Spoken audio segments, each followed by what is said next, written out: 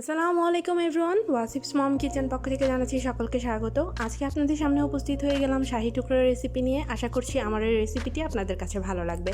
একদম সহজ উপায়ে এই শাহি টুকরার রেসিপিটি আমি আপনাদেরকে তৈরি করে দেখাচ্ছি। চলুন তবে দেখে নিই।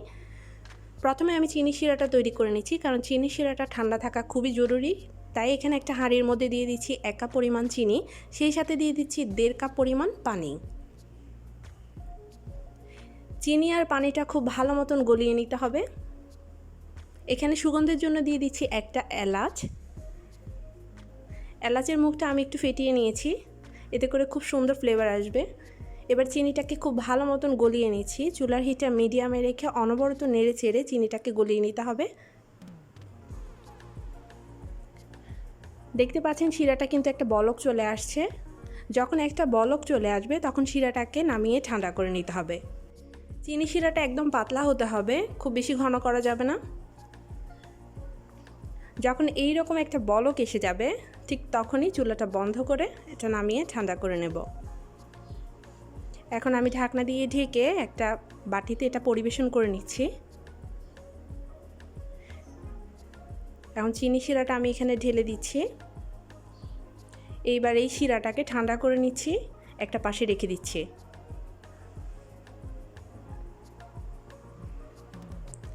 এবার পাউরুটির কাজগুলো করছি। এখানে 7 টুকরো পাউরুটি আমি নিয়েছি।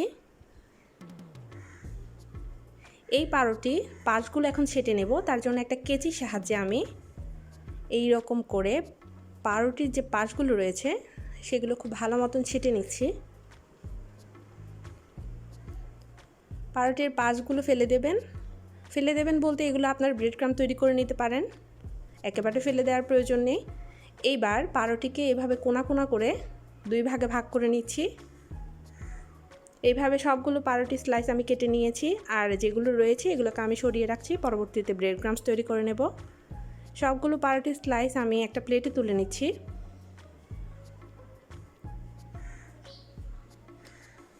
এবার চুলায় চলে এলাম।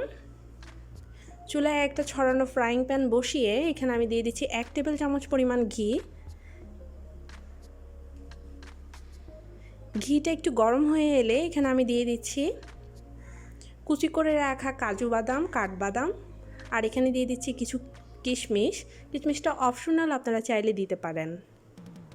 বাদাম, কিশমিশ এগুলো যদি একটু আপনারা এইভাবে ঘির মধ্যে ভেজে নেন তাহলে কিন্তু খুব সুন্দর ফ্লেভার আসে আর খেতেও কিন্তু ভালো লাগে।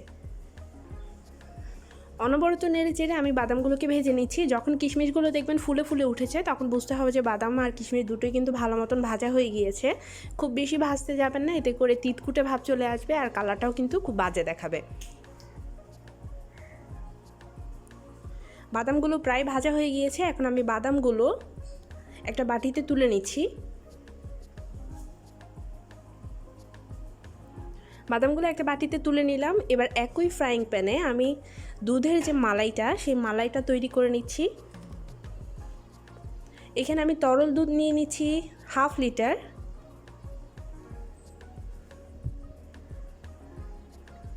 তরল দুধটাকে অনবরত নেড়ে চেড়ে নেবেন, এতে করে এর সর জমবে না উপর থেকে। খেয়াল রাখবেন কোনোভাবেই যেন মোটা সরটা না বসে। আর এইরকম ছড়ানো ফ্রাইং প্যানে যদি কাজটা করেন তাহলে কিন্তু খুব দ্রুত মালাইটা হয়ে যাবে। এখানে আমি চিনি দিয়ে দিচ্ছি 2 টেবিল চামচ পরিমাণ। চিনির পরিমাণটা আপনারা এখানে বাড়িয়ে কমিয়ে দিতে পারেন কিংবা একেবারে অ্যাভয়েড করতে পারেন। যেহেতু এখানে টোস্টটাকে একবার চিনি শিরার মধ্যে ডুবানো হবে, তাই অলরেডি ওটা কিন্তু অনেকটা মিষ্টি থাকবে। তো এইবার অনবরত নেড়ে চেড়ে আমি এটাকে একটু মিশিয়ে নিচ্ছি। এখানে আমি একটা বাটির মধ্যে সামান্য পরিমাণ দুধের সাথে 2 চিমটি পরিমাণ কাস্টার্ড পাউডার গুলিয়ে রেখেছি। এখন এটা আমি এই দুধের মধ্যে দিয়ে দিচ্ছি, এতে করে খুব সুন্দর কালার আসবে। কালারের জন্য আপনারা চাইলে কয়েক ফোঁটা ইয়েলো ফুড কালারটা ইউজ করতে পারেন কিংবা আপনারা জাফরানটাও ইউজ করতে পারেন, এতে করে খুব সুন্দর কালার আসে। আর ফ্লেভারের জন্য আপনারা চাইলে কেওড়া জল কিংবা গোলাপ জলটা ইউজ করতে পারেন। আমি এখানে এগুলো কিছুই ইউজ করছি না, কাস্টার্ড পাউডার দিয়েছি এই কারণে কাস্টার্ড পাউডারের খুব সুন্দর কালার আসে, সেই সাথে কাস্টার্ড পাউডারের মধ্যে কিন্তু ভ্যানিলা এসেন্স দেওয়া থাকে।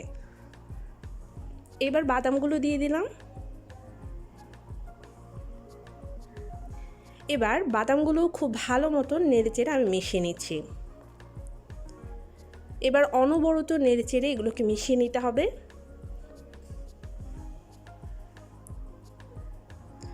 এই পর্যায়ে আমি দিয়ে দিচ্ছি 2 টেবিল চামচ পরিমাণ গুঁড়া দুধ। গুঁড়া দুধের কারণে মালাইটা আরও একটু ঘন হয়ে যাবে। গুঁড়া দুধটাও খুব ভালো মতন দুধের সাথে মিশিয়ে নিচ্ছি। এই পর্যায়ে অনবরত নেড়ে চেড়ে এগুলোকে ঘন করে নিতে হবে। চুলার হিটটা মিডিয়ামে থাকবে। নাড়তে নাড়তে যখন দেখবেন যে এই রকম ঘন হয়ে এসেছে এবং কালারটা এইরকম চেঞ্জ হয়ে এসেছে, তখন বুঝতে হবে যে মালাইটা একদম পারফেক্ট হয়েছে। দেখতে পাচ্ছেন মালাইটা কিন্তু একদম পারফেক্ট। এইবার এই মালাইটা আর ঘন করব না, কারণ ঠান্ডা হওয়ার পর এটা অলরেডি অনেকটা ঘন হয়ে যাবে। এখন আমি চুলা থেকে নামিয়ে ঠান্ডা করে নিচ্ছি। চুলার মধ্যে এবার আমি একটা কড়াই বসিয়ে পর্যাপ্ত পরিমাণ তেল গরম করে এখানে আমি একটা একটা করে পাউরুটি স্লাইস দিয়ে দিচ্ছি। পাউরুটিগুলোকে এখন টোস্ট করে নেব। পাউরুটিগুলো স্লাইসগুলো যখন একদম লালচে কালার হয়ে আসবে তখন এগুলোকে উঠিয়ে নেব। এপিট ওপিট ভালো মতন উল্টে পাল্টে পাউরুটিগুলোকে ভেজে নিচ্ছি।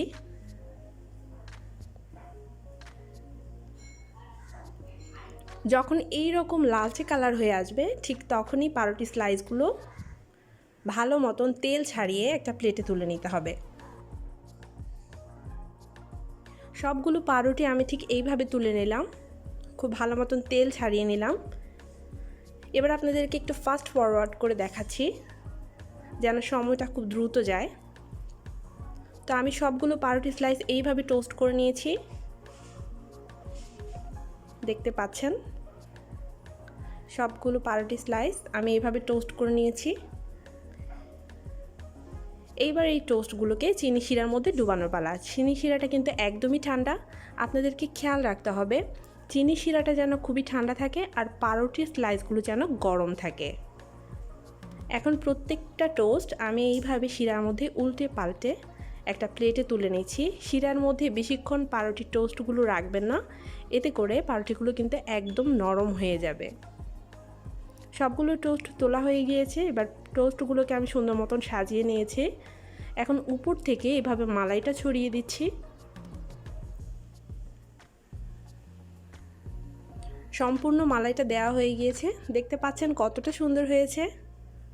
এই শাহি টুকরা রেসিপিটি বানানো একদমই সহজ। আশা করছি রেসিপিটি আপনাদের কাছে ভালো লেগেছে। যদি ভালো লেগে থাকে তাহলে বাসায় একবার ট্রাই করে আমাকে কমেন্ট বক্সে জানাতে পারেন কেমন হয়েছে। সবাই ভালো থাকবেন, সুস্থ থাকবেন। আগামীতে অন্য কোনো রেসিপি দেখার আমন্ত্রণ জানিয়ে আল্লাহ হাফেজ।